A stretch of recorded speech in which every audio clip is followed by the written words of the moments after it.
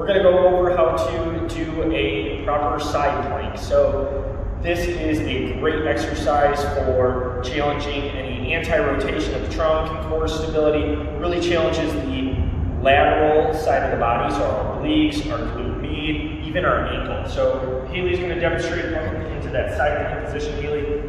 And what I look for is that the elbow is directly under her shoulder, just like that. She's stacked. We've got her feet down. Her tibia right here, the lower shin bone, is not touching the floor. It's up, and we've got a nice neutral spine, nice neutral hips. She's not dipping down like that or way up. She's right there, perfect. And she's going to hold that position for 30 to 60 seconds, and then relax, and that's a set. And that is how you do a proper side plank.